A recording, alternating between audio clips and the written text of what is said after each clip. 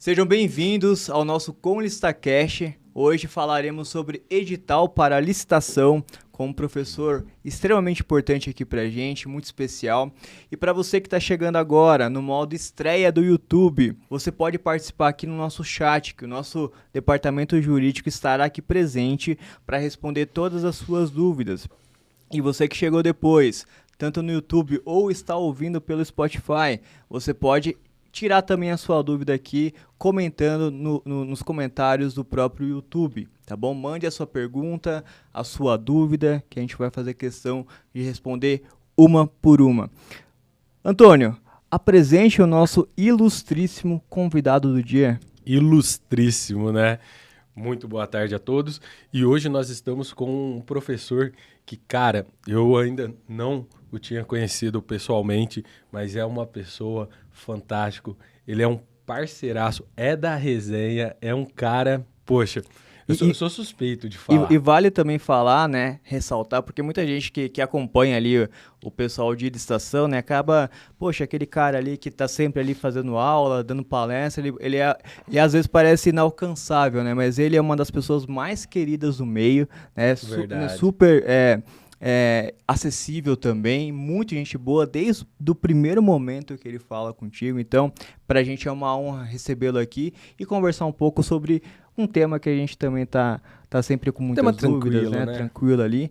Antônio, apresente o nosso convidado, então, o nosso convidado de hoje é Marcos Alcântara, grande professor, grande mestre. Ele é servidor público federal, secretário de auditoria do TRT da 20ª região de Sergipe, mais um sergipano aqui conosco.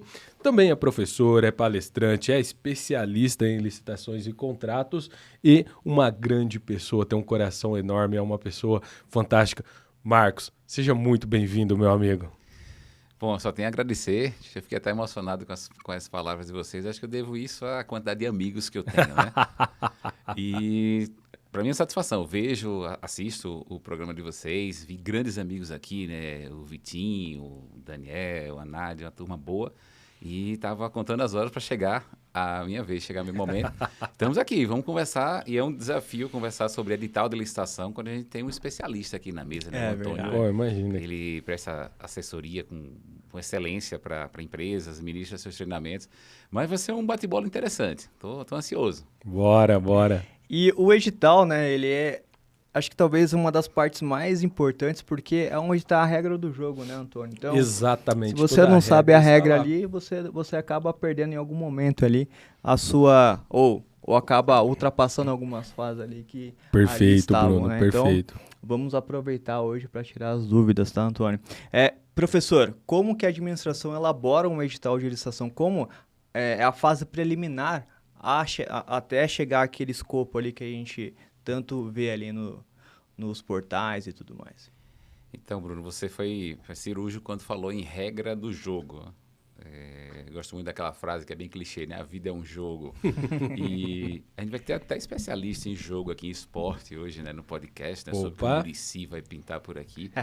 E falar em jogo, de fato, a gente pode fazer essa analogia com o jogo. O jogo tem regras, a vida tem regra e licitação tem regra. Então, a grande sacada da gente entender o edital, entender a importância do edital, é entender que o edital é a regra do jogo. Tudo, sem exceção. Qualquer decisão, qualquer dúvida que se tenha, a resposta está no edital. É uma resposta padrão, e eu lembro de um grande amigo que está morando lá em Sergipe também, né? Vocês falaram mais um sergipano, o Ronaldo. O Ronaldo não é sergipano, mas mora lá. Ronaldo Correia, grande figura. Correia. E o Ronaldo já tem até figurinha do Ronaldo, que diz assim: o que é que diz o seu edital? Isso é resposta em forma de pergunta tradicional de um professor. Quando alguém diz, professor, estou com esse problema aqui na minha licitação, o que é que eu faço? A gente devolve com a pergunta: o que é que diz o seu edital? E o edital, até ele ser publicado, tem toda a história por trás disso. Tem toda a obediência a regras, a normas, a preceitos constitucionais. A Constituição da República, ela prevê no artigo 37, inciso 21, aquilo que a gente chama do Instituto da Licitação. E dali, a própria Constituição já aponta que as regras devem ser postas. A parte final fala, inclusive, sobre critérios de habilitação, que é que eu posso exigir numa licitação. Aí da Constituição vem as leis de licitações. Hoje a gente tem valendo Lei 8666, Lei 10.520, Lei 14.133, que é a nova lei de licitações, Lei das estatais, regime diferenciado de contratações públicas, lei que regula as contratações de publicidade, tem mais. Tá? Tudo isso é lei que, de alguma maneira, destrincha, disciplina o Instituto da Licitação previsto na Constituição Federal. E aí essas leis vão falar das licitações. Como que as licitações são elaboradas. E aí chega o edital. Mas até chegar no edital vem documento que formaliza a demanda. Alguém vai detectar que existe uma necessidade pública a ser atendida. Porque a gente só movimenta, Bruno, Antônio e meus queridíssimos amigos que estão acompanhando, a gente só movimenta a máquina administrativa para realizar uma licitação se tem uma necessidade a ser atendida. A gente não adota na licitação, na administração pública, aquilo que eu chamo da lógica do shopping center. A gente vai no shopping center passear e sai de lá carregado de mochila, carregado de sacola. Passou na vitrine, gostei disso, vou comprar. Ah, está em promoção, vou comprar. Não. Na administração pública, a gente só vai quando tem negócio. Então, alguém precisa detectar que existe uma necessidade a ser atendida. E essa necessidade ela é noticiada para a administração num documento que a gente chama hoje de documento de formalização de demanda ou documento de oficialização de demanda, DFD ou DOD. Gosto mais até do DOD, que ele é mais sonoro, né? Essa DOD. é verdade. Tá. Esse documento vai dizer, precisa atender esse problema. Cria-se um grupo, pode ser um grupo de servidores, pode ser um servidor só, para fazer os estudos, chamados estudos técnicos preliminares. Que o estudo vai pegar a sua necessidade e vai ver primeiro, é viável atender? Que às vezes tem a necessidade, mas, cara, não dá para atender, não é viável atender. A relação entre o custo e o benefício não interessa para a administração. Se for viável, vamos olhar as opções que o mercado nos apresenta. O mercado apresenta inúmeras soluções para o mesmo problema, escolhi uma, e aí eu vou construir agora o artefato principal da fase de planejamento. Pode ser um projeto básico, pode ser um anteprojeto, pode ser um termo de referência. Na maioria dos casos vai ser termo de referência. E esse documento de termo de referência vai trazer as linhas gerais para que o edital seja elaborado. E a gente chega no edital, que é assunto do nosso debate aqui hoje, que é um meio de comunicação. Eu enxergo o edital como um canal de comunicação entre a administração e os administrados, entre os licitantes, entre os interessados, entre aí a sociedade, qualquer um que queira exercer o controle sobre aquilo que a administração está investindo, está gastando. As regras estão ali postas no edital. E como é que esse edital é elaborado pela administração? Existem servidores especializados nisso. Pode ser pregoeiro, não pode ser pregoeiro, isso a gente vai falar mais tarde. Mas alguém vai elaborar o edital. Se você me perguntar, Bruno, eu vou colocar uma pergunta para você fazer para mim. Se você perguntar assim, Marcos, os editais são bem elaborados? Eu acho que sim, os editais são bons. Pode melhorar, assim como tudo na vida, pode melhorar. Talvez, se eu pudesse trazer uma contribuição para quem elabora o edital, a gente precisaria mudar um pouco o foco. Para quem que eu estou elaborando o edital? Então, a crítica que eu faço, e entendam isso como uma crítica construtiva, a crítica que eu faço é, a gente faz edital pensando na administração pública. A gente faz edital pensando nos servidores que vão atuar conduzindo a licitação, no pregoeiro, na equipe de apoio, no agente de contratação, na comissão de contratação, na comissão de licitação que ainda existe. Que tal se a gente começar a elaborar edital pensando no particular? Porque se é um canal de comunicação, se é um meio de comunicação, será que a linguagem que eu estou usando para construir o edital é uma linguagem fácil para quem vai ler o edital? Porque quem tem a condição de contratar um especialista em licitações e contratos, contratar o Antônio, né? O passe dele é caríssimo. Contratar o Antônio para assessorar, pô, tá massa. Mas e aquele empresário lá que trabalha, tem uma confecção, não é muito comum participar de licitações, ele vê uma oportunidade, eu vou participar. Ele olha o edital, será que ele entende aquele linguajar? Vocês já fizeram, façam uma experiência em casa. Pega um edital de licitação, pega toda a documentação, bota assim em cima da mesa e chama aquele amigo seu que não é do ramo. Cara, seu amigo que é médico, que trabalha em uma outra área que não mexe com contratação pública. Ele diz para ele, você vai ler esse edital e você vai reunir a documentação e vai fazer uma proposta para participar. Ele não vai conseguir. Então, talvez a gente precise, quando está elaborando o edital, usar expressões mais dia a dia, expressões que o público consiga, sem ser um especialista, entender. É a questão do foco. E aí, dia desses, eu vi num grupo de WhatsApp, foi um colega, Diogo Venâncio, E ele falou assim, ó, tinha um amigo meu que dizia que o portal de licitações não deveria chamar Compras.net, deveria chamar Vendas.net. Porque aí ele estaria preocupado com as empresas, as pessoas que participam das licitações. Claro que a gente vai mudar o nome do portal por conta disso, mas eu acho que a forma de pensar é muito interessante. Tá? E aí, mas voltando para a elaboração do edital, a gente pode pensar em mudar esse foco e focar mais em quem vai receber a mensagem. Hoje está bem fácil elaborar edital na administração pública, porque a própria lei aponta que o edital ele é padronizado. Então, existe um padrão. Quem é que estabelece esse padrão? E muitas das vezes o órgão de assessoramento jurídico. Na administração pública federal, a AGU tem os seus modelos de edital, modelos fantásticos. Então, você busca o modelo da AGU, adapta a sua realidade e o edital está pronto. Então, hoje a gente tem essa facilidade, né, de elaboração de edital. E o modelo da AGU é só para a administração pública federal? Não. Não tem direito autoral sobre edital, termo de referência, ETP. Qualquer um pode pegar, qualquer município, estado, qualquer um outro órgão que não esteja diretamente vinculado à AGU, pode pegar aquele modelo e adaptar à sua realidade. E há outros modelos de editais muito bons. Eu trabalho no TRT da 20ª região, lá em Sergipe. Os nossos editais são bons, eu gosto do edital, porque ele é enxuto. A gente conduziu uma licitação já faz muito tempo. A maior licitação que a gente fez foi para construir o prédio nosso, o Complexo da Justiça. Foi uma obra lá em 2004, uma obra estimada de 20 milhões de reais. O edital, isso desprezando os anexos, porque tem projeto, etc., mas só o edital, o texto, acho que tinha 14 páginas, 12 a 14 páginas. Era muito enxuto. Só tinha o que era de fato necessário. Por outro lado, dia desse, um aluno amigo meu me trouxe um edital de uma licitação que ele ia participar de um órgão de saneamento de um determinado estado. Tinha 400 páginas. Meu Deus. Que? 400 páginas. Ele tinha que ler o livro, né? Cara? Não vai ler. Mas nem o servidor que elaborou leu. Não, nem ele leu. E ali tem um monte deve ter uma receita de bolo ali. Né? Então, a gente precisa ter essa ideia, que o edital precisa ser lido. O licitante precisa ler o edital. Não vou mandar um edital de 400 páginas que o sujeito não vai ler. Ele vai pensar ali algumas informações que ele reputa como mais importantes e seja o que Deus quiser. Tomara que na parte que ele não leu não tinha alguma exigência Nada que ele deveria importante. cumprir. Tá? Então, acho que essa ideia que eu tenho sobre o edital, ele é assim construído, ele deve obediência à legislação, o edital não pode contrariar a lei. E o edital, a administração precisa tomar as suas decisões na hora de positivar as regras no edital, porque também ela não pode descumprir o edital. Tá? Então, é regra do jogo. Então, eu preciso construir um edital sabendo que eu estou estabelecendo as regras de um jogo que será jogado por vários. Licitação é um procedimento seletivo, é um processo de competição e as regras estão ali postas.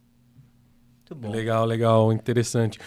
Uma série de pontos que o professor trouxe e a gente pode trazer aqui de destaque, né? Primeiro, o edital ele vai trazer todas as regras do jogo por questões óbvias. Então, veja, por exemplo, um pregão eletrônico, ele vai trazer as regras do pregão e mais, ele vai trazer as regras de como você utilizar aquele portal. Então, tudo isso estará no edital. Então, ele vai falar como que você cadastra, aonde que você tem que acessar, como que faz para pedir esclarecimento. Tem portal que é direto no portal, tem portal que você tem que mandar no e-mail, tem que acessar um link, não sei. Cada edital vai trazer isso. Ele vai trazer as regras para impugnação, ele vai trazer as regras para o recurso, ele vai trazer as regras de que hora que você vai manifestar intenção de recurso, como que vai processar a etapa de lances. Então, veja, isto é a regra do jogo, da modalidade e a forma como ele será conduzido. Tudo isso estará dentro do edital, né? E muitas vezes o fornecedor ele lê só aquilo. Então eu leio qual é a regra, ok? Como eu faço para participar, como que eu implemento essas regras para eu conseguir sagrar vencedor, quais documentos eu tenho que separar. Só que ele não lê os anexos. E quando lê, ele lê no máximo o termo de referência, se for um pregão, ou um projeto básico, se for outra modalidade, no máximo. E a gente tem N anexos no edital que você tem que ler. Eu já peguei, a gente vai passando o tempo, né? Conforme a gente vai trabalhando, a gente vai recebendo algumas coisas curiosas. E um dia alguém me mandou uma foto, mandou assim, professor, olha que absurdo que tem nessa licitação. Era uma licitação pela 8666, e a gente sabe que o recurso lá, ele é presumido, então você que tem que declarar que você não quer utilizar o recurso. E o que a administração pública pensou? Vamos já colocar essa declaração como sendo um anexo do edital. Olha que interessante. E aí ela coloca isso, e aquele fornecedor menos atento, ele olha aquilo e fala, tem que preencher todas as declarações, e antes mesmo da abertura do certame, antes mesmo dele saber o que vai acontecer, ele já está declarando que não vai entrar com recurso, o que é totalmente ilegal, tá bom? Diga-se de passagem. Então veja, e também tem um outro que olha e fala assim, cara, eu não tô achando que isso é certo, mas eu vou mandar, porque se eu não mandar, vão me desclassificar. E pior ainda, já pensou se esse órgão desclassifica quem não manda a declaração? Então veja, o edital ele vai muito além do que só trazer as regras do jogo. Em um edital mal elaborado, e nem estou dizendo que é má fé desse órgão, talvez ele não sabia que não poderia colocar aquilo. Ou alguém olhou aquilo e falou, nossa, olha que inovador, a gente já coloca isso daqui, já antecipa. Ou ele pode dar um contexto para aquilo. Olha, este é o modelo para você abrir mão de recurso. Imprimam e, quando estiver na sessão, você, caso não queira entrar com recurso, só preenche com os dados da sua empresa. Não sei. Terei que olhar o edital na íntegra para ver. Uma outra coisa que o professor trouxe, que é bem interessante, a certidão da Seguridade Social, ela foi unificada com a certidão da Receita Federal, isso há muito tempo, há mais de 10 anos. E hoje você vê editais que falam certidão positiva, com efeito negativo ou negativo, de débitos com a Receita Federal, ok? E depois vem embaixo lá, certidão negativa de débitos com a Seguridade Social. Quem já está acostumado, já está habituado a participar de licitação, já sabe que isso foi unificado. Então, ele nem perde tempo com isso. Ele vai lá, tira a certidão e tudo mais. E quem está entrando no mercado? Quem está entrando no mercado? Ele não vai participar porque ele vai revirar a internet, vai ligar em todos os órgãos públicos para falar, meu Deus, eu preciso dessa certidão de regularidade com a Seguridade Social, que já foi unificada. Então, veja, a lei, ela atualiza, as normativas, elas vão atualizando, a própria forma como o governo se organiza vai atualizando, e isso tem que acompanhar no edital. Tem que acompanhar no edital. Então, eu não posso colocar como se fosse 2 documentos, sendo que é um único documento, ainda que eu tenho que exigir aquele documento. Ok, eu faço da forma como ele é. Se é uma certidão conjunta, então eu coloco certidão conjunta de. E aí eu coloco o que é aquela certidão conjunta. Muito bom. E a gente tem aqui a questão também que o professor também abordou, que eu acho que é muito importante, é a linguagem, né? Ela tem perfeito, que ser simples. Perfeito. É porque muita gente coloca muitos termos ali que afasta, né, o público em geral, até do próprio entendimento. Algumas vezes o próprio servidor não sabe o que aquele termo significa. Pois é. Mas por que você coloca isso? Não sei. Isso sempre esteve assim. Ou pega... É interessante o que o professor trouxe. Usa um modelo da AGU. Ok, eu vou usar o modelo da AGU. O modelo da AGU é desenvolvido para órgãos públicos federais. Se eu sou um município, primeiro, eu tenho que analisar.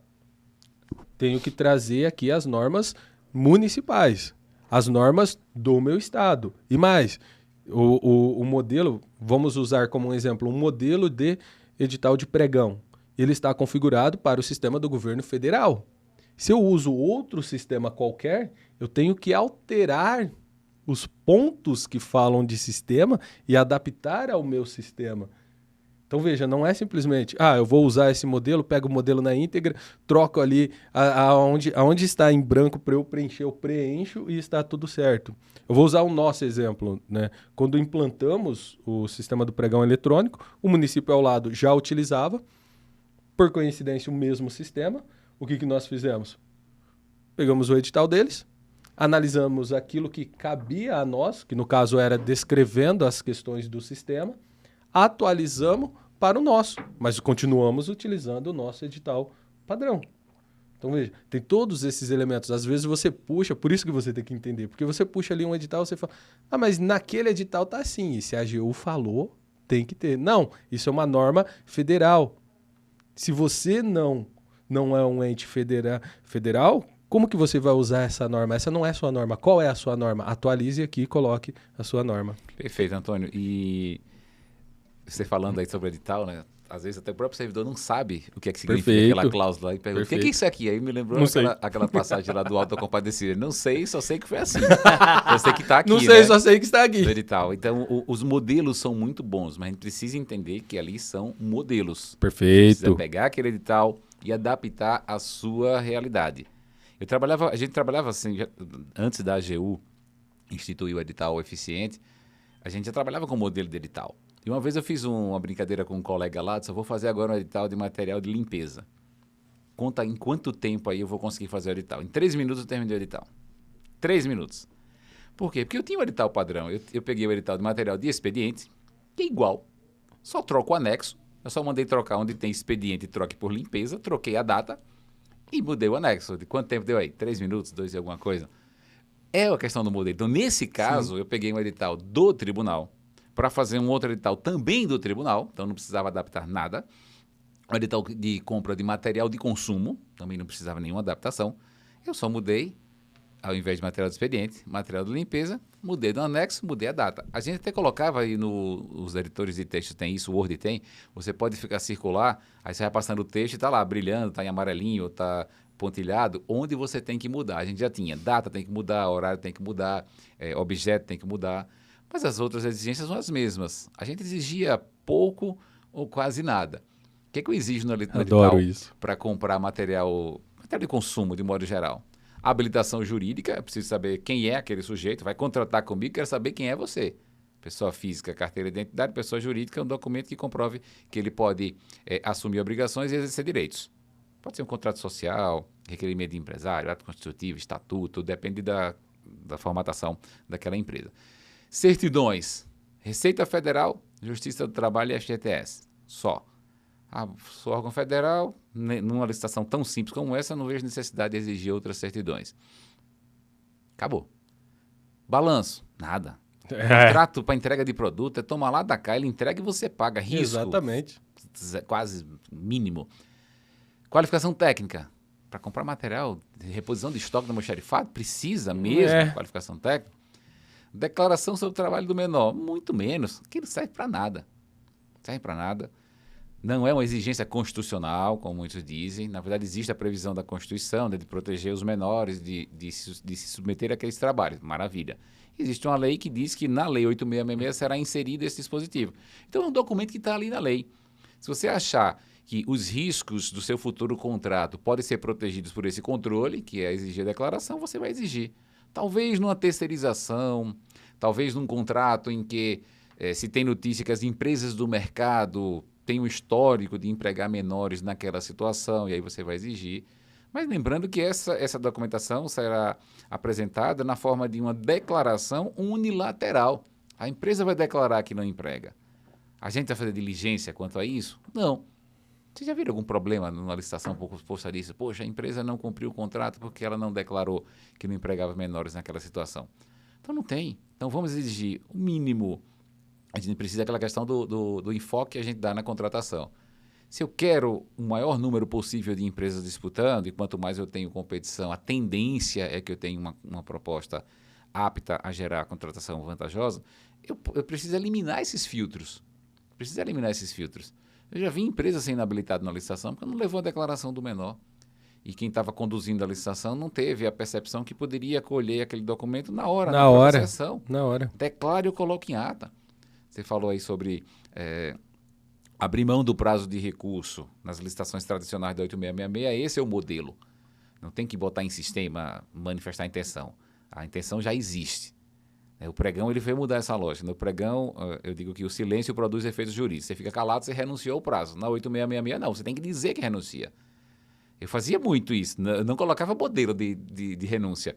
Mas na sessão, acabou a sessão, pessoal, alguma contestação com relação aos requisitos de habilitação? Sim, não. Exatamente. Todos renunciam ao prazo de recurso? Renunciam. Sim. Coloca na ata e segue. Fazia aquela prática lá do Congresso Nacional, né? Quem concorda se mantenha calado, quem quiser entrar com recurso levanta a mão. Todo mundo concordou? Coloca na ata que os presentes renunciaram ao prazo de recurso. Se alguém não estava presente, aí vai aquela conversa, liga para o sujeito, já manda um modelinho para ele renunciar. Tá? Mas isso precisa ser o mais simples possível. Se a gente começa a complicar muito a fase de habilitação na licitação sem um propósito, que o documento de habilitação tem uma regra, a Constituição já diz na parte final, ali é o binômio risco-controle. Se a minha licitação vai gerar um contrato que pode me trazer algum risco, eu vou adotar os controles para filtrar no mercado. Mas se a minha licitação é simples, uma licitação de entrega de produto almoxarifado, uma prestação de serviço muito simplória, eu vou exigir o mínimo possível. Exatamente. Foi interessante o que o professor trouxe, né? Eu elaborei o edital em 3 minutos. Eu lembro, logo que eu ingressei na carreira pública, né? Então, eu ingressei no Departamento de Licitações e Compras, era arquivista e fui promovido a fazer edital. Fiquei todo feliz. Poxa, promovido aqui e tal. Mas lá eles remuneravam você, né? Lá sim. Então tá lá bom. sim, porque então, só pra ficar claro. é inconstitucional você ter o servidor sem receber. Né? Bom, enfim. Aí fazia o edital e eu fazia os editais de obras. Então, tomada de preços, concorrência, convite, sempre. Esses eram os editais. Não dá pra fazer em 3 minutos não, tá? Só, vou até corrigir aqui, eu fiz aquele lado de material de limpeza em 3 minutos, mas o da obra do tribunal já levou quase mais de mês para fazer. Enfim, e aí o edital em si, você muda alguns pontos, né? Então, o que você vai mudar? O número da licitação, data, o local, o nome, né? O item de maior relevância, você vai alterar, a questão das garantias, isso que você vai alterar ali. E um belo dia, todo mundo atarefado, falaram para mim, você não ajuda a fazer um edital de pregão? Faço o edital de pregão, tá? Eu falei, e aí, como é que eu faço? Não, pega o último, que já é padrão, só alterar as coisas que você já altera na tomada de preço. Eu falei, não, beleza. E eu peguei o último. O último era um edital de serviços e eu estava contratando... Não, minto, eu peguei um edital de materiais e eu estava contratando serviços. E o que eu fiz? As mesmas mudanças que eu fazia na tomada de preços. E aí depois, sorte que tinha conferência, ainda bem. Sou Gaspar, gratidão. Ele me chamou e falou assim, ô Tony, me chamou Tony, ô Tony, isso daqui é uma prestação de serviço. No seu edital, você está pedindo para entregar no almoxarifado central. Não tem como, né? Eu nunca mais esqueci isso. Eu falei, não, mas me falaram. Aí eu expliquei para ele todo o contexto. Ele falou, não, Tony, você tem que ler o edital e entender o que está acontecendo para modificar. E mais, esse seu edital, esse modelo que você pegou, não é para serviços. Você tem que pegar um modelo para serviços. Existem exigências diferentes e tudo mais. Ô, Antônio, lembrar do seu chefe, é o Tony. Essa questão do modelo traz esses problemas, né? Eu lembro da história que se conta, né? É baseado em fatos reais. Isso não deve ter acontecido. Alguém precisava fazer um edital para comprar cadeira de rodas. E disseram, pega esse modelo aqui de veículo que você adapta. Eita! E aí o sujeito pegou o modelo de veículo, só que saiu no final cadeira de rodas com ar-condicionado. Opa! O usuário iria adorar, mas eu não sei se tem no mercado cadeira de rodas com ar-condicionado. Não fizeram o ETP. Não. Acho que falta, nesses casos, aquela conferência final. Aquele pente fino. E que eu acho que faltou na nova lei de licitações e contratos. Não existe mais comissão de licitação, né? Aí você verá no artigo, acho que o artigo 64 fala em comissão de licitação. Não tem mais rescisão de contrato, agora é extinção. Mas em algum dispositivo da lei deixaram, ficou a palavra rescisão. Então falta aquela que se a gente for fazer uma analogia com a engenharia, a compatibilização dos projetos seria isso. Acabou o texto, cara, vamos passar um pente fino, preferencialmente, por alguém que não participou da elaboração do texto. Leva para um outro lá, lê esse texto aqui e vê se ele está coerente, vê se tem alguma incontrovérsia no texto. Falta isso muitas vezes nos editais. É por isso que saiu a cadeira de rodas com ar-condicionado. É por isso que o seu edital para comprar serviço previa entrega no almoxarifado. Sabe o que tem muito também? Os editais ficam defasados? Porque a gente cita a norma e coloca muito detalhe. Será feita a retenção dos tributos e contribuições federais de acordo com a IN tal da Receita Federal de 4 de agosto do ano tal. Que tal se a gente colocar assim, será feita a retenção dos tributos e contribuições federais conforme legislação em vigor. Acabou. Perfeito. Acabou. Perfeito. E aí seu edital vale para a vida inteira. Se você cita determinada norma, toda vez que aquela norma modificar, você vai ter que modificar o seu edital. Mas não é por isso que a gente vai deixar de revisitar os editais. Eu defendo a tese que, Também não tem nenhuma base científica para isso, mas ordinariamente, sem que nada aconteça, você precisa revisar o seu edital pelo menos 3 vezes no ano. Pega lá aquela sexta-feira que você está um pouco mais desafogado de serviço, senta lá com a equipe, vamos reler o nosso edital. Você vai pegar um erro. Vai ter aquele erro de concordância, vai ter aquela letra que você digitou errado, você vai pegar isso. E extraordinariamente, toda vez que tiver alguma mudança. Mudou lei, mudou a norma, mudou um ato interno no órgão, tem um novo posicionamento na jurisprudência. A gente tem agora recente essa questão relativa às diligências, né? O que eu posso fazer em sede de diligências na licitação? O TCU traz um entendimento bem interessante do Acórdão 1211, já replicado em outros acordos. Então, aconteceu alguma mudança no cenário, eu vou modificar também o edital. O edital não pode ser aquela peça que foi construída lá em 1900 e bolinha e eu vou usar a vida inteira sem revisitá-la. Então, vamos revisitar os nossos editais 2, 3 vezes no ano ordinariamente e extraordinariamente toda vez que tiver alguma mudança substancial. Legal, legal. Eu concordo com quase tudo, exceto que tem que ser na sexta-feira. Segunda e sexta não, pode ser qualquer outro dia da semana. Mas é o sexto, mas até meio-dia, né? Porque passou do meio-dia, eu iria falar quem isso. fez. Quem fez, fez. Quem não fez, não faz mais. O edital vai continuar com um erro. Isso é importante. Ó, quando eu iniciei, o nosso convite, né? Na época ainda fazia-se alguns convites. E o nosso convite, ele era uma bagunça, até no termo dos anexos, porque ele colocava algumas certidões, algumas declarações ali que não fazia sentido naquele contexto, naquele momento e tudo mais. E quando eu iniciei, eu analisei e falei assim, poxa, por que não coloca o que vai exigir sequencial conforme o passo a passo do que está acontecendo? E aí, na época, todo mundo me criticou, mas... Hoje não, porque ela não fazemos mais convite desde 2017, 2018, não sei. Mas o edital ele ficou estruturado. E eu levei isso para todos os outros editais, né, conforme ia fazendo, estruturando para que aquilo que você exija, ele tenha uma coerência cronológica. Então, por exemplo, um pregão. Ok, primeiro anexo. Qual que vai ser o primeiro anexo? O termo de credenciamento, que é o que você precisa. O que a lei exige, declaração de pleno atendimento e requisitos de habilitação. Bom, enfim. Então, você já vai colocando ali em sequência. Então, o fornecedor, quando ele pega aquilo, ele já sabe, olha, isso daqui é primeiro, isso daqui é por fora do envelope, isso é dentro do envelope, isso daqui vai no envelope 1, isso vai no envelope 2. Inclusive, nos documentos, a gente já colocava embaixo, lá, nota de rodapé, explicando aonde que ele colocaria aquilo e para que servia.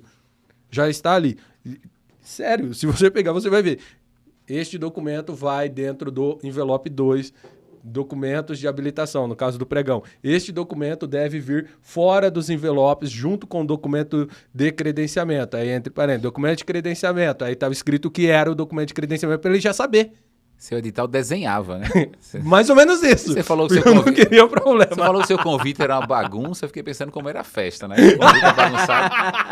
Mas não é tão bagunçado, eu gostei do seu convite. Mas sabe um problema que eu percebi quando foi criado o pregão? A gente tem a história de envelope 1 e envelope 2. Envelope 1 é o documento de habilitação, envelope 2 era o envelope de proposta, isso. Porque essa era a sequência. Isso. Só que, e aí o envelope 2, meu amigo, era secreto. Você não podia abrir o envelope, o que tinha dentro era indevassável. Só que o pregão inverteu. Aí o envelope 1 passou a ser o de proposta e o envelope 2 de documentação. Mas o pessoal continuou com aquela preocupação que o envelope 2 era inviolável, era secreto. Eu cheguei, uma vez que eu estava conduzindo o pregão, o sujeito chegou lá apressado, com os envelopes abertos. Marcos, me arruma uma cola. Eu digo, mas para quê? Porque eu tenho que fechar o envelope. O envelope 2 é secreto. Não, cara, 2 é documento. O que está aí dentro eu já conheço. E o 1, proposta. Eu vou abrir agora. Você vai colar. E eu vou acabar de abrir, vou até sujar minha mão de cola, a cola vai estar fresca. Pode deixar aberto. O pessoal ficou estranhando aqui. Eu digo, faz algum sentido a gente ter esse segredo? Era pregão presencial. Era pregão raiz, né? Era pregão presencial. Raiz. Disseram, cara, faz de conta que tá fechado aí, que você vai entregar isso aqui, eu vou abrir agora. Então, mudou, né? Envelope 1 e envelope 2, e o pessoal ainda ficou com aquilo na cabeça, que o envelope 2 tinha o conteúdo protegido. Não tem conteúdo protegido mais. Uma coisa que eu fazia também era chegar e falava, ó, os 2 envelopes lacrados, né, tal. Quem ainda não lacrou, por favor, confira a documentação antes de me entregar, tá? Dando a oportunidade aqui. E no nosso edital, ele sempre trouxe aquela questão da declaração, que se você tem uma pessoa credenciada com poderes para elaborar uma declaração ou assinar, ele pode suprir aquilo em sessão pública. Por que não? Qual que é a diferença de eu dar uma folha em sulfite em branca para ele e falar, declara aí, ou eu imprimir o anexo modelo do edital e falar para ele, preenche aí a mão e assina. Ele tem poderes para tal. Sim. Qual o problema? E nem precisa disso tudo, viu, Antônio? Na minha ata já tinha o texto pronto. As empresas declararam e aí declara. Ah, não, mas só para mitigar a chance dos recursos depois no final. Mas recurso vai ter. Uma outra coisa que eu fazia também era, alguém tem intenção de manifestar recurso? Ok. Então só escreve o porquê. Eu, fulano, manifesto interesse de interpor recurso e coloco o porquê. Só para evitar a fadiga do outro falar assim, não, mas não pode, porque você colocou na ata, ele tinha que manifestar. Eu dava uma folha em branco só para fazer aquele teatro assim, tal, já colocava no edital. Fulano de tal, na ata, fulano de tal tem interesse de manifestar recurso contra tal coisa. Pronto. Abre o prazo e faz. Você falando aí, eu lembrei de um caso que aconteceu na licitação que era muito, muito interessante. Tinha um licitante, ele era um habitué em licitações e toda hora ele queria manifestar em ata. Eu quero que conste em ata. Na época da 8666 tinha muito isso. Eu quero que conste em ata o seguinte. E lá vai o sujeito, ele ditava e o colega ia digitando. Um belo dia o colega estava de saco cheio e disse, você quer constar em ata? Senta aqui, você vai digitar agora na ata. E aí ele parou de constar em ata um monte de coisa, porque é ele que estava fazendo. Então o colega, era o presidente da comissão de licitação, tivesse sacada. Senta aqui, tu vai constar em ata. Eu evitava que as empresas constassem essas informações em ata. Na verdade, não porque eu não queria digitar. É porque eu disse, amigo, isso não faz sentido algum. Veja só, era uma licitação da 8666, a gente estava julgando. Eu vou julgar a habilitação em um determinado momento. Após o julgamento, abre-se automaticamente um prazo de 5 dias úteis para você recorrer. Então você vai constar em ata para quê? Por que você não faz isso num eventual recurso, caso o julgamento não lhe seja interessante, não lhe seja favorável? Eu conseguia fazer isso. Uma vez eu estava conduzindo uma licitação e eram 30 e tantas empresas e eu vi que o sujeito estava analisando a documentação e estava anotando. Ele já vinha com as 4 páginas, dizer ele que ia constar em ata. Eu estava começando lá nas licitações, aí liguei lá para o meu amigo Sérgio, meu professor, um dos meus professores de licitação, né? Sérgio e Maurício é minha dupla da TRT. E aí liguei para o Sérgio, estou aqui conduzindo a licitação, estou na fase de habilitação, mas o sujeito está aqui, cara, ele quer botar a Bíblia toda dentro da ata, como fazer constar informações. E aí foi quando ele me deu essa dica. Então fala para ele que você vai fazer o julgamento, não vai ser agora, né? Você vai reunir documentação, conferir, e se você não observar algo que ele percebeu, ele pode entrar com recurso. Ele, cara, isso é interessante. Eu falei, não, vou digitar tudo isso aqui na minha ata. E eu convenci o sujeito, guarda aí, eu vou julgar. Quando sair o julgamento, você confere. Se alguma coisa não foi atendida, você entra com recurso. A grande curiosidade dessa licitação é porque ele esqueceu de anotar as falhas da documentação dele e ele foi inabilitado. Eita. E ele foi inabilitado. Eu estou olhando, ele está escrevendo um monte, eu já penso assim, eita, o fornecedor, senhor Marcos Alcântara, quer constar em ata o que está em anexo no documento tal da ata. Fechou. E falo, senhor Marcos, o senhor quer constar? Tudo bem. O senhor me dá esse documento, eu tiro uma cópia, todo mundo vai rubricar, ou seja, tem validade, e eu vou colocar no processo. Ou o senhor fica com a cópia e eu fico com o seu original. Pode ser? Pode ser, fechou. Então tá. Tá aqui em ata. Se alguém consegue ler depois, aí eu já não sei. Isso me lembrou de uma outra coisa. Em uma licitação, uma empresa, porque o órgão público é do interior, uma empresa aqui da capital, queria entrar com recurso. E aí ele manifestou interesse de entrar com recurso. E aí o edital falava que ele tinha que protocolar lá. Pregão presencial, tinha que protocolar. Eu nunca concordei com isso, mas tinha que protocolar lá. Não poderia mandar por e-mail, não poderia mandar por fax, nem nada. Eu falei, eita. Aí falou, senhor pregoeiro, eu vou ter que vir de São Paulo pra cá para protocolar? E se eu mandar por correio? Eu falei, pode mandar. Só tem que ver se vai chegar no prazo. Chegou no prazo, o senhor já coloca que é recurso, já endereça para o setor de protocolo e tudo bem. Aí falou, então, e se não chega e tal? E me fala uma coisa. Eu posso fazer o recurso à mão?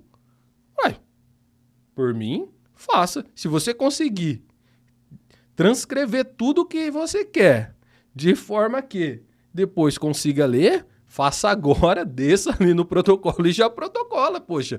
Qual que é o problema dele fazer isso, dele trazer todas as informações e trazer a síntese da razão dele de entrar com recurso? E eu deixei. Ele simplesmente sentou. A única coisa que eu falei foi, olha, você escreve com uma letra boa, porque se ninguém entender, eu não tenho Ele não era culpa. médico, não. Eu não. Não. Antônio, Sorte que não era de medicamento. Ainda dei a opção. Na época, a Lan House estava em alta. Falei, olha, vai numa Lan House, peça para te mandar por e-mail papel timbrado, faça tudo, faça a impressão lá na Lan House, assina e traz o protocolo. Ele falou, não. lá atrás, ele fazia corujão, né? Pregoeiro raiz. Ô, Antônio, eu quero aproveitar então o ensejo. Então você está falando de recurso junto com o professor Marcos. Né? O óbvio, ele precisa ser dito. Exatamente. Em todo momento. Então, aquele licitante que ele não concordar com o que ele se deparou no edital, o que ele tem que fazer? Professor? Veja, o edital é a comunicação da administração com o mercado e o mercado também pode se comunicar com a administração, ele pode registrar suas insatisfações.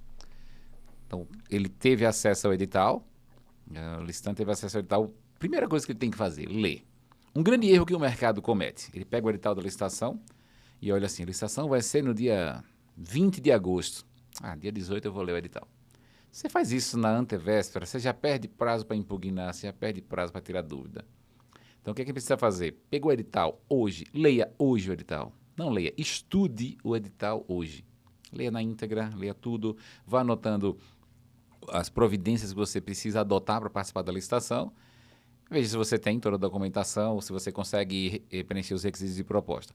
Se você percebe no edital algo que contrarie os seus interesses, e que você acha que essa contrariedade dos seus interesses também contraria a lei, pode ser um direcionamento, pode ser a exigência de uma documentação que não está prevista em lei, você pode se insurgir contra o edital. É isso que a gente chama de impugnação ao edital.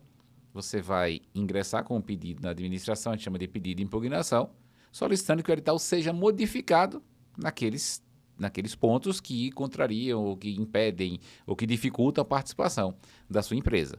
Tem também uma outra forma de comunicação que é mais branda, que é para tirar dúvida.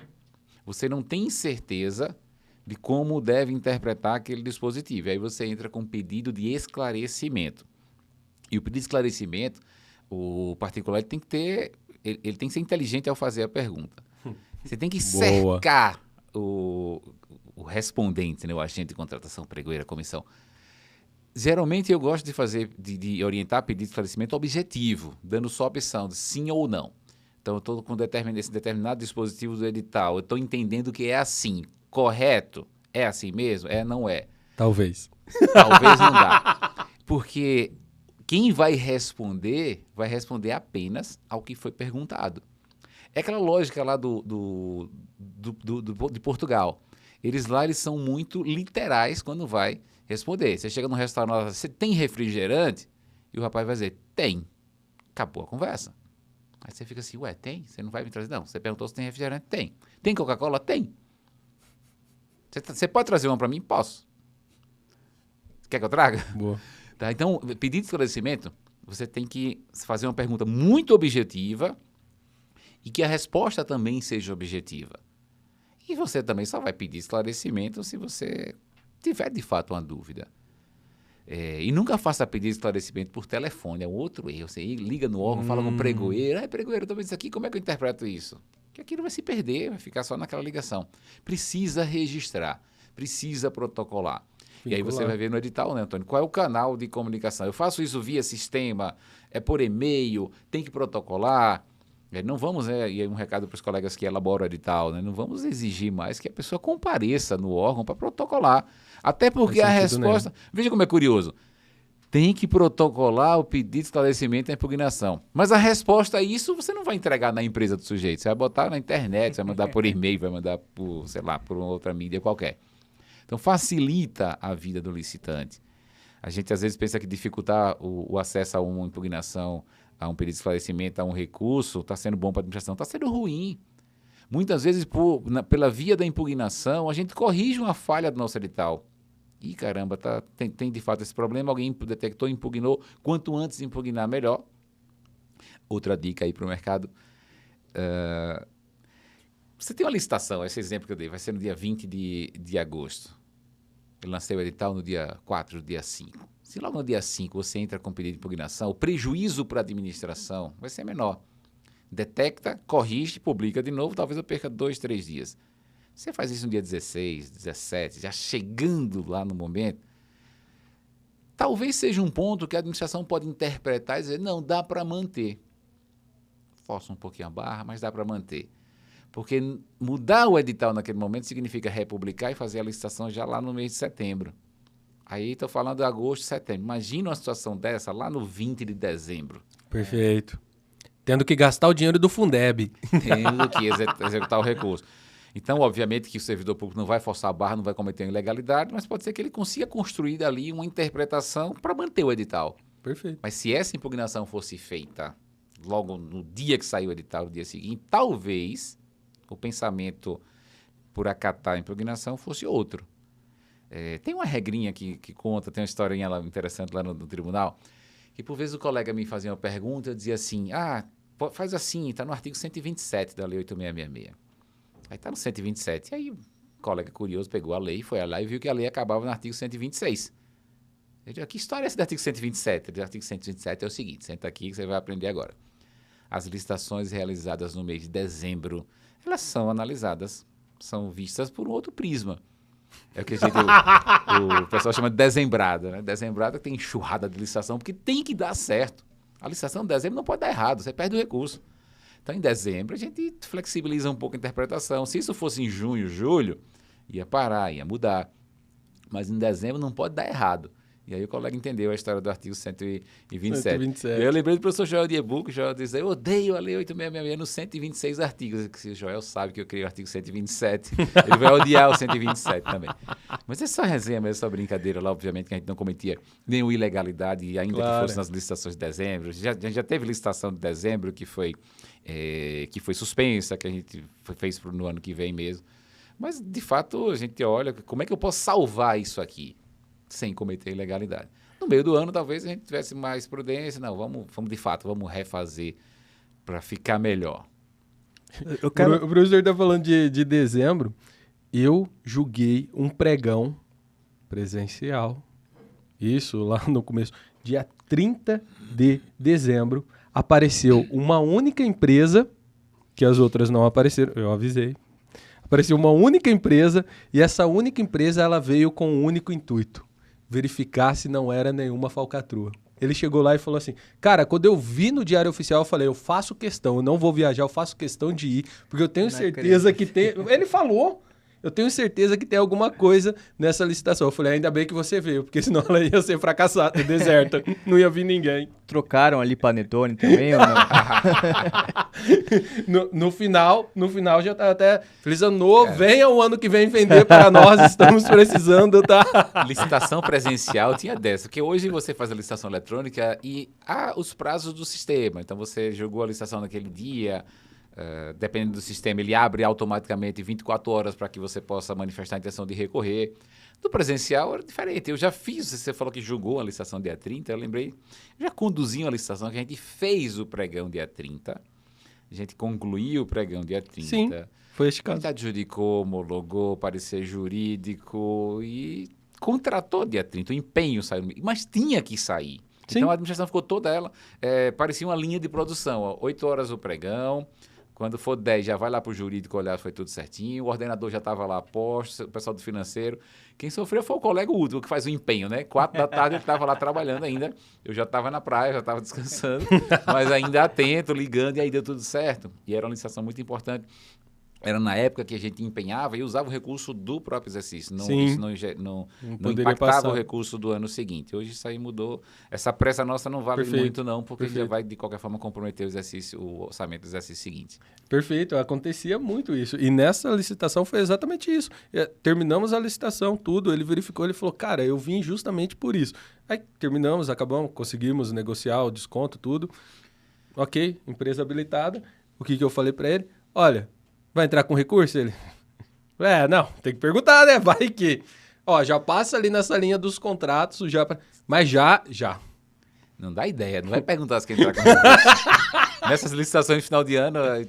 Eu vou só pra sacanear. A gente reunia previamente com a gestão, aí sempre tinha um que perguntava assim, e se alguém entrar com recurso? O cara não fala, que não dá ideia, não vai entrar com recurso. Não gora a minha licitação. Você botava o cara bem forte lá, o segurança mais forte. Alguém quer entrar com recurso? Eu dava o segurança. Pergunta pra ele ali, né? Rapaz ali.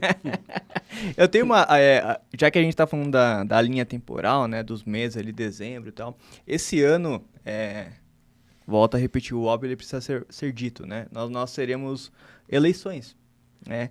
O que isso impacta para quem quer se programar ali para participar de licitação ou não impacta em absolutamente nada? Tem algumas diferenças. Quer falar? Tem, assim, precisa atentar para legislação. Via de regra, o interesse público ele não vai ser comprometido porque você vai ter eleição. Tá? Então, a administração pública ela é impessoal. O que a legislação protege é que aqueles que estão concorrendo aos cargos públicos usem a licitação, usem as contratações para se promover. Perfeito. Então, tem uma preservação na questão de inaugurações, de entregas. Exato. Isso não pode ter a finalidade eleitoreira. Eu não posso fazer uma contratação, eu vou entregar aqui as ambulâncias que eu licitei, que eu comprei, lembra que semana que vem é a eleição, esse é meu número aqui. Isso a gente tem que proteger, mas o interesse público ele não vai ser comprometido por força da eleição. Tem regras, sim, são regras bem específicas, mas, via de regra, depende da sua instituição. Não, eu trabalho num tribunal, no TRT. Para a gente, a eleição não impacta em nada. Então, não impacta em nada, nossas contratações seguem e correm normalmente. E existe um impacto maior no executivo. Então, o executivo tem que atentar aquelas regrinhas, aquelas limitações que a lei traz. Exatamente. É mais para o executivo e alguns tipos de contratações que podem ser utilizados como uma promoção do político ali, ainda que ele não esteja concorrendo, mas ele pode ter um parceiro, alguém que ele quer apoiar e tudo mais. Então, estes tipos de contratações, eles têm você tem que justificar muito bem o porquê você está fazendo e também, na hora de executar isso, tem que tomar um cuidado maior, né? Mas, via de regra, é bem normal que, independente de ter ou não ter ano eleitoral, o órgão público vai precisar de todos os insumos, enfim, para poder funcionar. Legal. E, Bruno, e mais uma vez, voltando naquele tema lá do início, do enfoque, né? Quando a gente fala o impacto das eleições nas contratações, o que é que vem à mente primeiro, né? O que é que eu vou poder ou não licitar? Vamos pensar no mercado fornecedor? Aí um recado para a turma que está acompanhando aí. No ano da eleição, a Justiça Eleitoral faz muita contratação. E são contratações específicas, porque eles contratam toda a logística da eleição. Sim. Cara, isso dá um trabalho absurdo. É muita contratação. Que você movimenta milhares de pessoas que vão fazer a eleição, né? São os mesários, as pessoas que conduzem a sessão eleitoral. Tem toda uma estrutura de logística por trás disso. Eu trabalho na eleição como voluntário desde 98, eu acho. Já faz um tempo. É um voluntário, nem tanto voluntário, que a gente é remunerado com folga, né? Depois você tem umas folgas aí para usufruir. Por isso que Por isso, olhem os mesários. 90% são servidores públicos. Mas tem gente da iniciativa privada também. Brincando. Mas é um voluntário até a página 2. Você é remunerado com folga, mas assim, eu gosto muito da eleição. Né? Sou um entusiasta da democracia, gosto muito de participar. Aquele dia, para mim, é fantástico. A folga nem vale a pena. Você trabalha eu saio de casa às 5 da manhã, chego às vezes 8, 9 da noite. Então, eu trabalhei aí durante 16 horas para pegar 2 dias de folga. A folga não paga o trabalho, mas a satisfação que eu tenho da eleição. Então, é uma estrutura gigantesca que é criada para a eleição. Então, o mercado fornecedor que está nos assistindo aí, fica atento às contratações da Justiça Eleitoral. São contratos que têm que acontecer, não pode dar errado. Tá? Não pode dar errado. Às vezes, são valores bem interessantes e movimentam mercados, por vezes, inusitados. Em algum momento, se licitou para contratar alimentação para os mesários. Hoje já tem o vale alimentação, não o valor. Mas numa época era alimentação. Chegava quentinha lá nos locais de votação para alimentação. Contrata impressão de camisetas.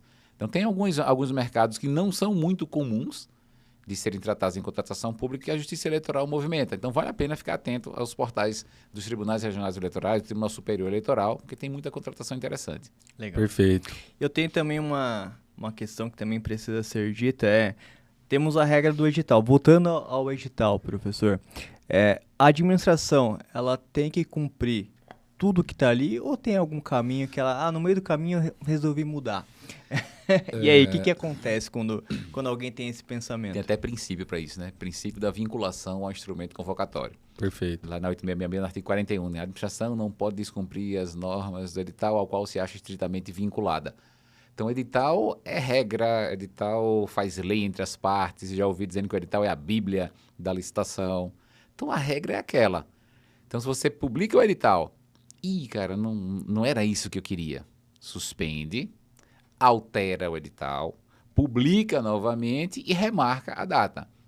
A lei até diz que alguma alteração no edital que não impacte na formulação das propostas, você não precisaria republicar e não precisaria mudar a data. Eu interpreto isso de outra maneira. Primeiro, não é só proposta. Tá? Porque a proposta é o documento que será utilizado para exame e que vai fomentar a disputa. Eu vou indicar quem é o vencedor da licitação considerando a proposta, seja só proposta de preço, seja proposta técnica. Mas os documentos de habilitação, eles funcionam como se fosse um pré-requisito da proposta. É por isso que, historicamente, a fase de habilitação antecede a fase de propostas. É como se a legislação dissesse assim, você só pode me apresentar uma proposta se você comprovar que tem os requisitos básicos de habilitação e qualificação para me fornecer essa proposta e talvez, eventualmente, ser contratado. E por isso que as primeiras licitações em que se inverteu a fase, proposta abre primeiro, documentação depois, tinha a famigerada declaração de cumprimento dos requisitos de habilitação. É como se a fase de habilitação, mesmo no pregão, antecedesse a proposta. Só que a fase de habilitação no pregão, ela é cumprida mediante uma declaração. Você declarou, eu cumpro a habilitação, pode abrir minha proposta. E ao final, se você for vencedor, eu vou conferir apenas se aqueles documentos que você apresentou no envelope, de fato, validam a sua declaração inicial de cumprimento dos requisitos de habilitação. Tá? Então, essa é a lógica dos documentos de habilitação e da proposta. Ela sempre antecedeu. Então, as regras estão ali postas, tá, no edital. A administração não pode descumprir. Então, vou mudar o edital, é um documento de habilitação adicional.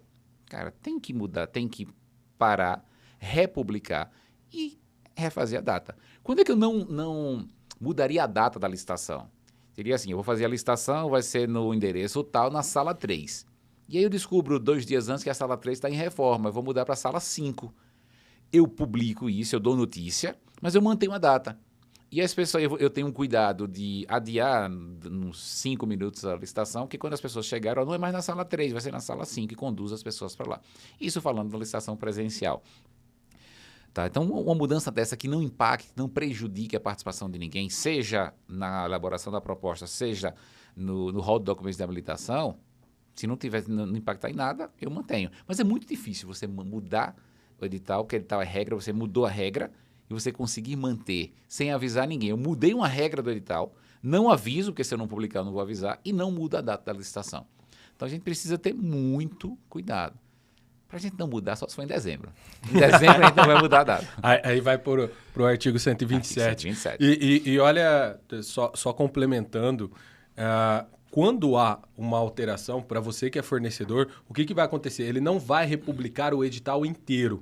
Por isso que você tem que acompanhar no portal até o último momento para a licitação. Porque o que ele vai fazer? Ele vai fazer um termo alterando aquilo que ele pretende dentro do edital. E aí vai ter o edital normal, com o possível erro ou falha, e vai ter um outro, que é a retificação e com a ratificação dos demais termos, dizendo, olha, onde se lê isso, leia isso. Onde se pede isso, estamos alterando para isso. Não será mais necessário apresentar isso.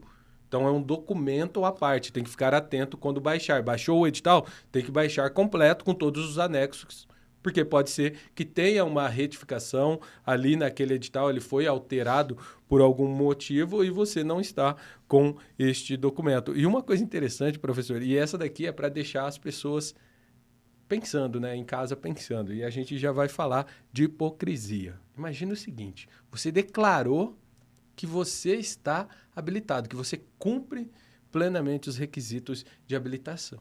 E aí eu abro a sua habilitação e você não está habilitado. Eu pergunto para o Brasil inteiro, algum pregoeiro já penalizou uma empresa por declaração falsa?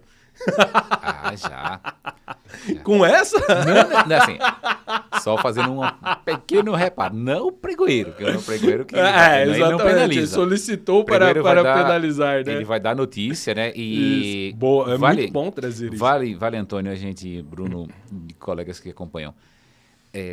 Você que conduz a licitação, gosto muito de usar a expressão, né? O condutor da licitação, que aí tem pregoeiro, agente, comissão de contratação, comissão de licitação, tem um monte de gente. Agente da contratação direta, você que conduz a licitação, percebe algum cometimento de falha, você precisa registrar isso na ata. Há situações de licitações, a gente já viu isso aí, ganhou a 10ª colocada, eu chamei o primeiro colocado, ele não veio, chamei o segundo, não veio, pô, todo mundo desistiu assim, tá todo mundo rico, né? Todo mundo cheio de negócio, ninguém quer contratar. Às vezes, essa é uma própria combinação que existe. Às vezes é um tipo de fraude que está acontecendo que você não tem como dizer que é. Registre isso e sugira que aquela conduta seja analisada. Eu não digo nunca que você vai penalizar, não. Primeiro você tem que abrir o processo de apuração. Então, você pregoeiro, você que conduz a licitação, se proteja. Sugira à administração que instaure o procedimento de apuração daquela conduta. Pode ser que não dê em nada. Mas vai que vai que aquela desistência ela foi fomentada por alguém, vai que é uma fraude. Você não fez nada, poxa, você deveria ter percebido isso. Tudo bem, vai naquele conceito do erro grosseiro não é, o homem médio conseguiria detectar ou não. Então já fica a dica. Percebeu algo de irregular, sugira a instauração do processo. A empresa declarou que cumpre o requisito de habilitação. Você vai conferir a documentação e ela não cumpre, recomenda que a administração instaure um processo para apurar aquela prática. Pode redundar numa sanção ou não. Vai depender do caso. Vai sancionar? Depende. Você apresenta um documento de qualificação técnica. A empresa entendeu que cumpria o requisito. Quem estava julgando a licitação, o pregoeiro ou alguém, ou integrante da equipe técnica, viu que não cumpre. Pode ser interpretativo. Caso como esse, vai afastar a sanção. Mas um outro documento, você tem que ter um índice de liquidez corrente maior que 1. A empresa apresenta o balanço com ILC de 0,7. Poxa, você sabia já que você não cumpria. Exato. Aí talvez caiba a sanção. Qual sanção? Aí vai usar a dosimetria da pena. Uma advertência, uma multa. Eu não iria para uma sanção restritiva de participação. O sujeito já não tem o documento nessa participação, ainda vai impedi-lo. Mas talvez uma advertência. Enfim, o edital é quem vai disciplinar. E mais uma vez a gente volta, né? O que é que diz o edital? O edital é que vai disciplinar. E aí a dosimetria será aplicada pela administração. Exatamente. E ressaltando mais uma vez, muito bom ter trazido. O pregoeiro não penaliza ninguém. O fiscal, o gestor de contratos, ele também não penaliza ninguém. Porque fase preliminar, né? Quem está julgando, caso houver algum ato que o fornecedor tenha que não esteja condizente, é passível de instauração de um processo administrativo para apurar eventual falhas. Mas quem vai analisar isso é a comissão que vai processar isso. O pregoeiro, o agente de contratação, quem está conduzindo aquele certame, ele pode participar no máximo como testemunha.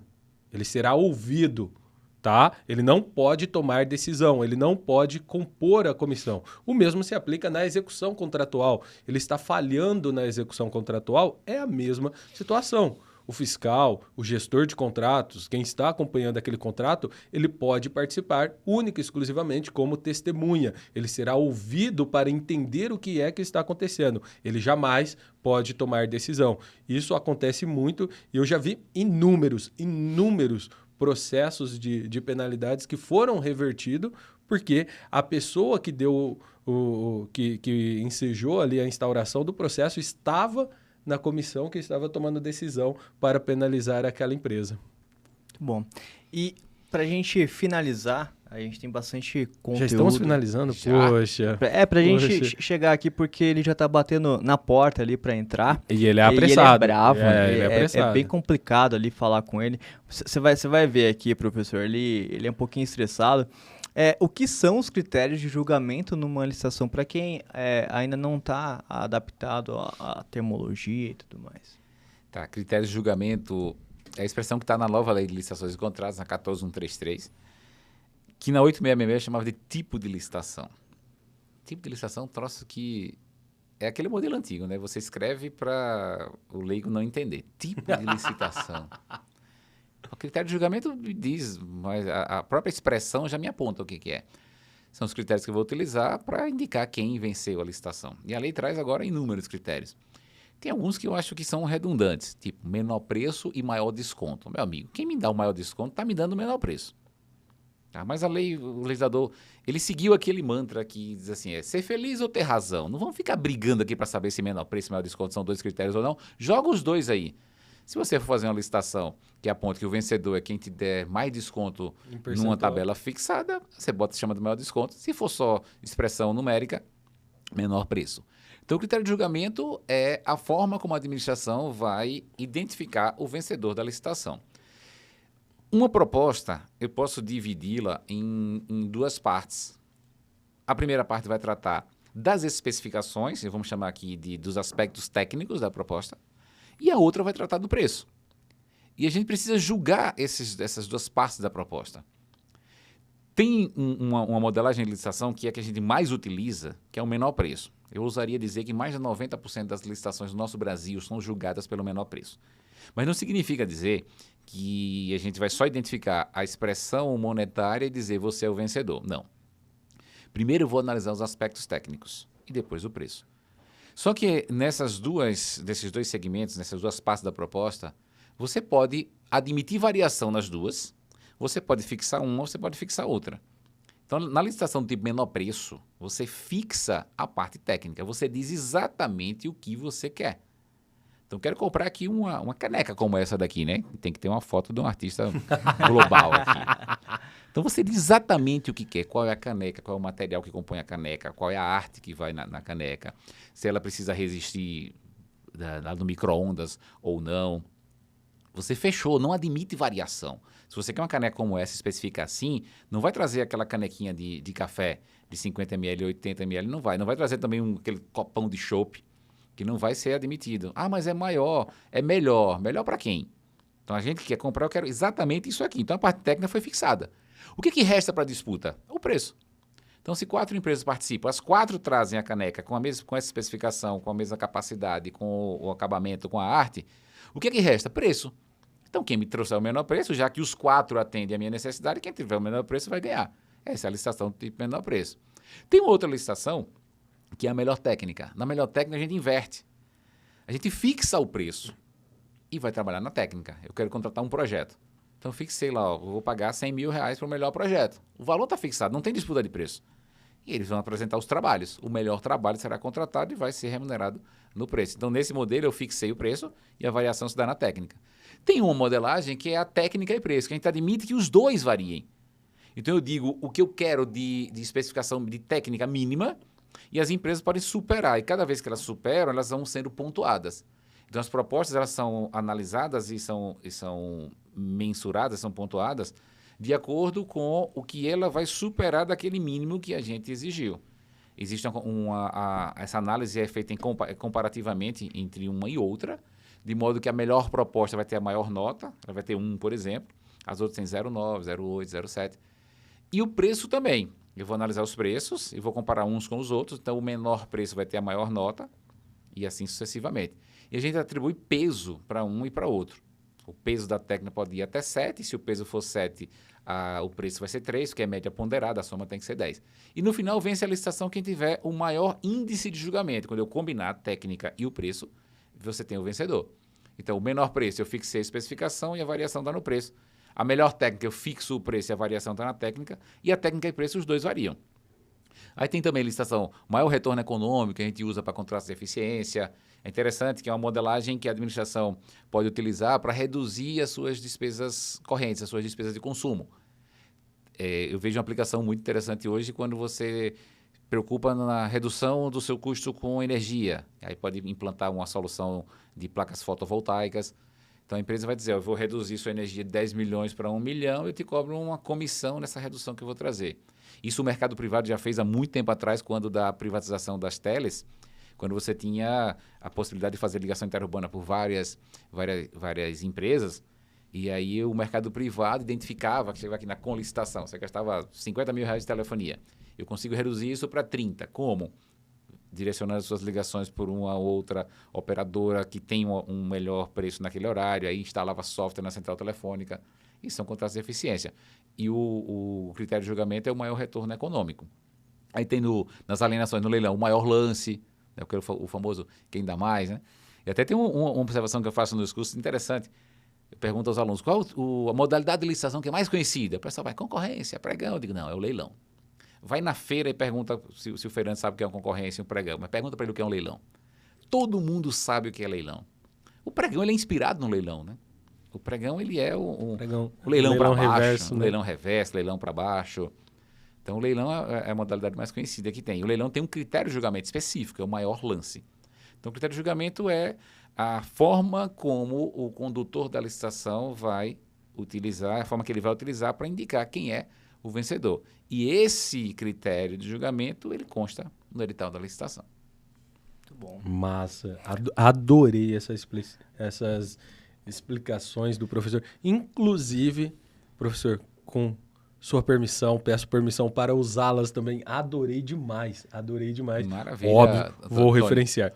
Pode utilizar e, fazendo a brincadeira que eu faço no curso, né? Arrasta para cima e siga para mais dicas.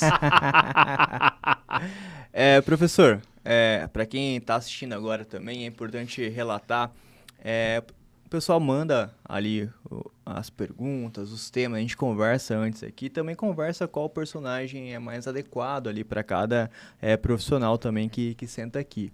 Então, atendendo também o time do coração do professor Marcos Alcântara, esse técnico, para quem não está habituado também ao mundo do futebol, ele é um técnico multicampeão, né? Passou por vários times do Brasil, tanto no Rio quanto no São Paulo, enfim, no Rio Grande do Sul, em muitos estados também, sempre foi muito campeão e muito conhecido pelo seu jeito ranzinza, inclusive, de ser. Ele é bravo, estressado, mas isso... Fala na lata. Fala na lata, até... um português não tão correto assim, né? Então ele traz isso pra gente aqui. Ele tem a expertise de futebol, né? Já passou pelo Flamengo também, né, professor? Eu não sei se ele teve sucesso lá, isso aí eu não teve. Mas ele passou pelo Santos também, que é o time do Antônio, pelo São Paulo, meu time, foi campeão lá. Então, pra gente, é uma honra recebê-lo. Você que veio do Guarujá, estava lá descansando, estava tranquilo. E aí, pela sua cara, você está extremamente estressado porque voltou aqui pro trânsito de São Paulo. Então, Muricy Ramalho, seja bem-vindo ao Com ListaCast. Obrigado, né, meu? Mas, pô, tava lá na Guarujá, tava na praia, tive que vir até aqui, né, meu? Pô, pelo amor de Deus, né, meu? Mas tudo bem, tamo aí. Valeu, professor. Tudo bem? Prazer, Marcos professor. Alcântara, Prazer conhecê-lo. Flamenguista? Desde que eu nasci. Como que eu não tive sucesso, meu? Todo lugar que eu fui tem sucesso, meu. Ainda até que eu vi isso. Pelo amor de Deus. Mas né? o Bruno, o professor, eu falei que ele não teve sucesso, porque meu coração ele se divide em dois. Eu sou flamenguista. Na verdade, sou rubro-negro. Tem história, resenha. Na verdade, é rubro-negro. E rubro-negro é rubro-negro. O Sport é rubro-negro pernambucano, o Vitória é rubro-negro baiano, mas o Flamengo é rubro-negro. Mas tem uma parte do meu coração que é o time local, que é o Sergipe. Sergipe é o vermelho, é o colorado, até porque meu sangue é vermelho, meu coração é vermelho, eu sou Sergipe. E qual é a minha queixa com o professor aqui? Que o professor conseguiu, dirigindo o Flamengo, com um timaço, perder para o nosso maior rival lá, que foi o Confiança. O cara perdeu por Confiança de 1-0. Confiança com um jogador a menos. Eu só te perdoo porque eu não estava no estádio naquele dia, eu estava num evento de licitação. Mas meu filho foi, o primeiro jogo do Flamengo que ele viu, foi o Flamengo perder para o Confiança, que é o rival do nosso Sergipe. Mas você sabe por que a gente perdeu, né, meu? Ele estava com confiança, né, meu? Aí não tem como competir com os caras que tá confiante, meu. Ô, Muricy, e também a gente tá apresentando aos poucos aqui o mercado de licitação pro Muricy, né? Ele que tá acostumado ali com futebol e tudo mais. Muricy, a gente tem ali leis, né, que falam de licitação, por exemplo, a 8666, né? Que 14133. 14133. O que 10520. O que você acha? O que você tá achando desse mercado que tá te apresentando agora? 14133, 666, 14, pra mim é 433, 352, meu. Pra mim é 4-3-3, é esquema tático de futebol, meu. Esse negócio de 14-1-3-3 tá tudo errado, meu. O máximo é 11 jogadores, né, meu? Mas o 14-1-3-3, se você somar os números, dá 12, professor. Então, você imagina um time seu com 12 jogadores. Eu ia gostar. 1 mais pouquinho 4, a mais 5, ali, 6, né? 9, 12. Aí já botaram o professor no esquema também. Pelo menos se tivesse 12 com o Flamengo, eu ia ganhar do Confiança, meu. Os caras Com Aí eu ia 11 não ganhar, deu. meu. Com os caras 12 estavam em com campo. 10 e ganharam, professor. Ó, meu, Mas é acontece, porque na vida do ele futebol estava também não é só com 11. vitória, meu. Se ele tivesse um a mais, aí daria esquema. Mas a vida do futebol é assim, né, meu? É vitória, derrota, acontece, né? Felizmente é mais vitória na minha vida aí, ó. Mas sabe o que aconteceu naquele jogo? Aconteceu o quê? Faltou ficar atento no olho no lance. Deixou passar o lance, foi gol. Sabe quem fala olho no lance? aquele narrador Silvio Luiz lá, que fala... Olho no lance, sim, minha Nossa Senhora! Olha onde bateu o pipoco da janela. Essa Esse aí é muito Muricy, bom, meu. ele tá melhor ainda, cara. Pelo amor de O Deus. Muricy agora recuperou, o coração tá melhor, tá até fazendo imitações, cara. E como que tá a vida lá na praia agora? Você É, tá... tava muito bom até me chamarem, né, meu? Até me chamarem pro trânsito de São Paulo.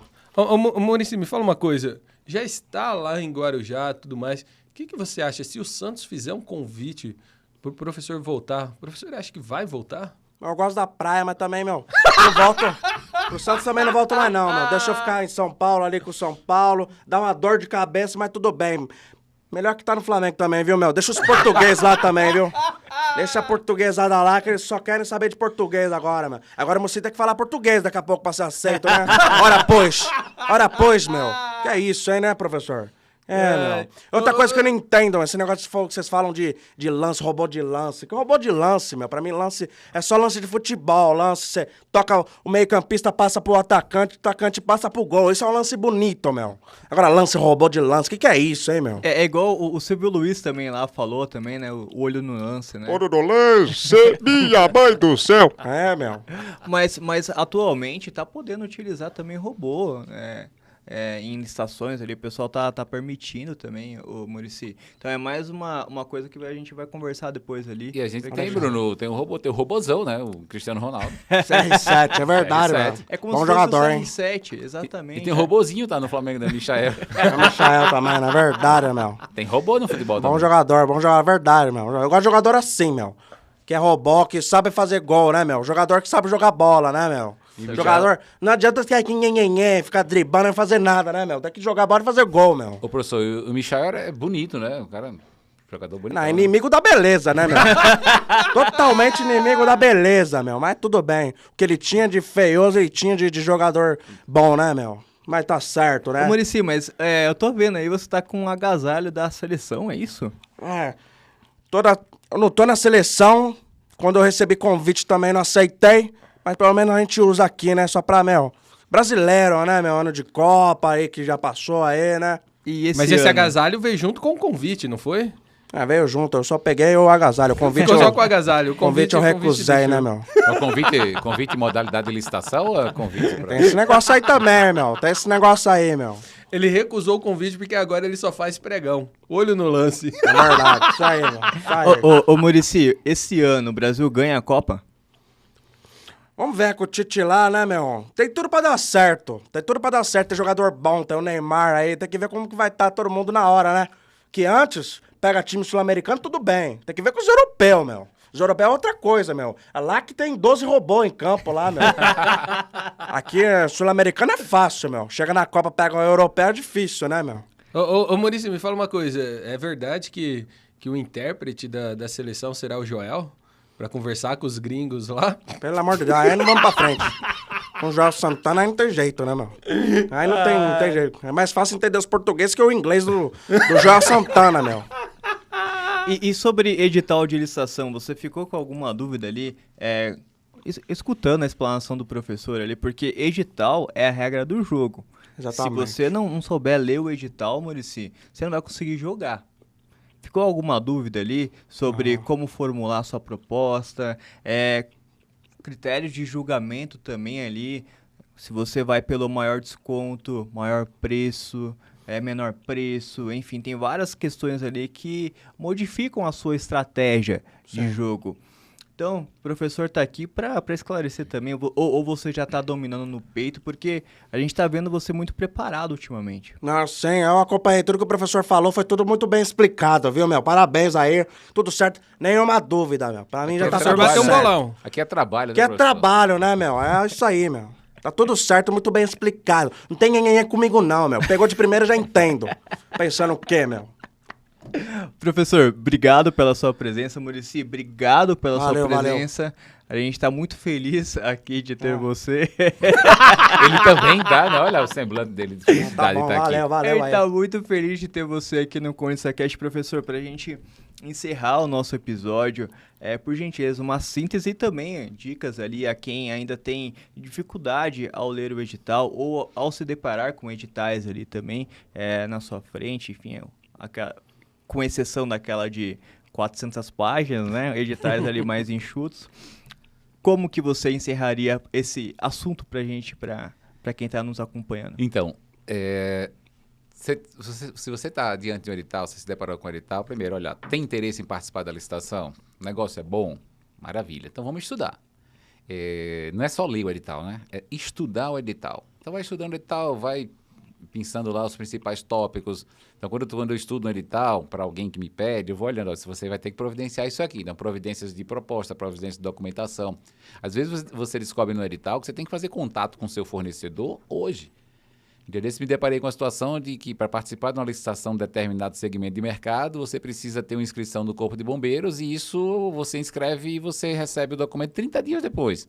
Nossa. Então você tem que, naquele dia, já vou providenciar logo isso aqui. Então você vai fazer o seu roteiro para participar da licitação com sucesso. Ser muito responsável ao oferecer preços, porque existe um risco grande. Você oferece a proposta, você vai ser contratado e depois não consegue cumprir o contrato.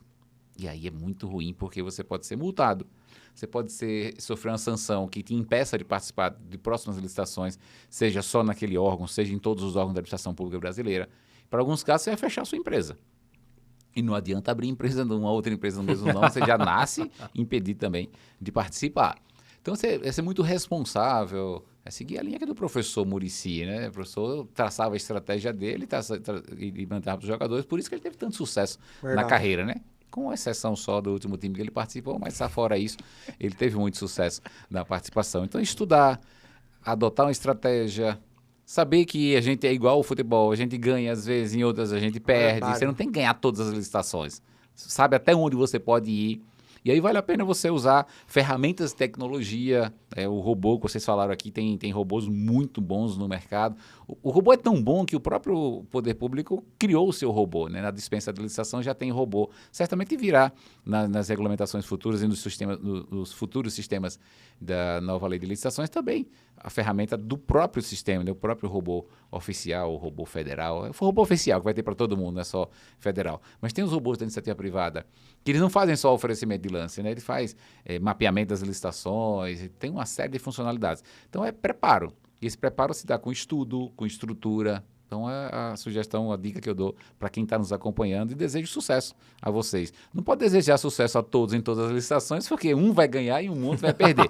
Mas de modo que todo mundo saia satisfeito, todo mundo consiga produzir, consiga vender para a administração, cumprir os contratos, porque a gente precisa que os contratos sejam cumpridos. Muito bom. Maravilha. Muito bom.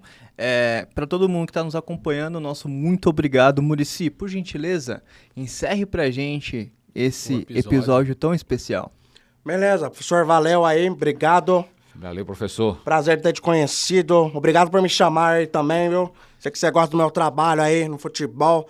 Mas valeu, meu. Quem assistiu aí, quem gostou, clica em gostei, comenta aqui embaixo, fala que é trabalho, meu. E, meu, estaremos semana que vem de volta aí, tá certo, meu? E até mais aí, valeu. Obrigado aí, viu? Valeu, muito bom. Obrigado.